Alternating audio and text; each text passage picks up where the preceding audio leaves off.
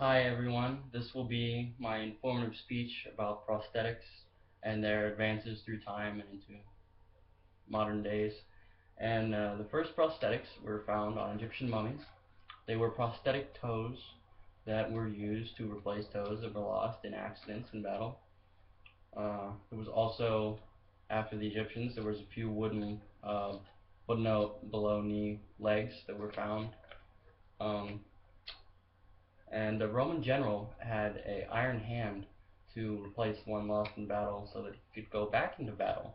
And the iron hand would hold his shield on his left arm while he went into battle. In the Dark Ages, there were the common peg legs and hook hands that we see in all the pirate movies, and they were mainly owned by knights and generals going into battle, and also by the rich merchants and the rich nobles. You had to be rich to have a prosthetic if you were not going back into battle.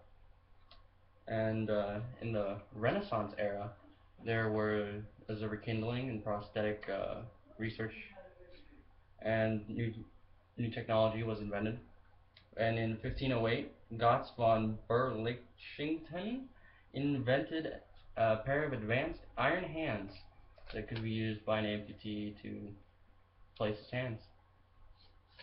And then in the mid to late 1500s, Ambroise Parry became the father of amputational surgery and prosthetic design. He pretty much invented a new type of below knee amputation, which did not involve cutting into the muscle of the thigh, so that the amputee did not have to have a prosthetic that attached to the upper limb, and they would not have a loss of muscle mass in their thigh, so that their bone mass didn't deteriorate because of the loss of muscle mass. And then in 1696, Peter Verdun invented the current joint and corset designs that we are still pretty commonly used today.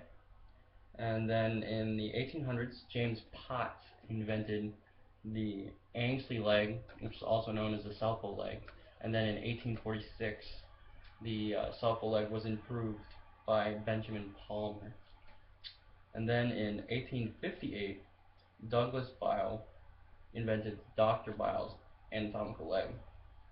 And those are just a few of the significant advances that happened throughout history. And now in modern day times, there are Bluetooth compatibility that are in people can use when they have dual prosthetic legs. This means that their prosthetic legs can communicate with each other so that they can regulate their speed, their pressure, and their stride of their prosthetic legs. This means that they will be able to run faster, walk faster, and do it more stably, so there's less chance of them tripping over their own feet.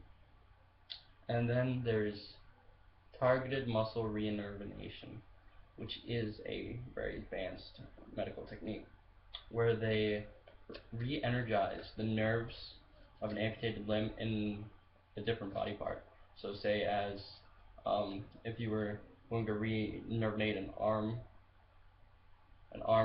nerve, it would happen in the chest.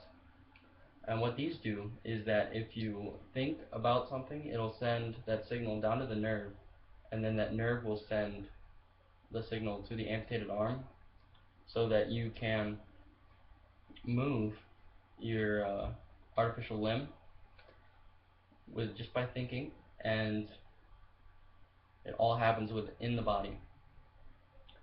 And then there's also neuroprosthetics, which are prosthetics that give feedback to the brain. These will be used so that you can not only see what your prosthetic limb is picking up, you can actually feel it. So if they were to pick up the mouse for a laptop, they would be able to feel that they were holding it. They would be able to tell that the whole hand is holding it, or just a few fingers. And not only will they be able to tell they're holding something, but they'll also be able to tell if it's hot or if it's cold. Uh, those are just some of the few big advancements that are happening in prosthetic technology today. And for the future, um, people are worried that prosthetic limbs and prosthetic everything will become better than the original human parts. It is quite possible that in several decades that an artificial limb or even an artificial organ could be better and more functional and last longer than an actual human part. And that is, some people fear that, and some people call it progress. Thank you for listening to my informative speech about prosthetics.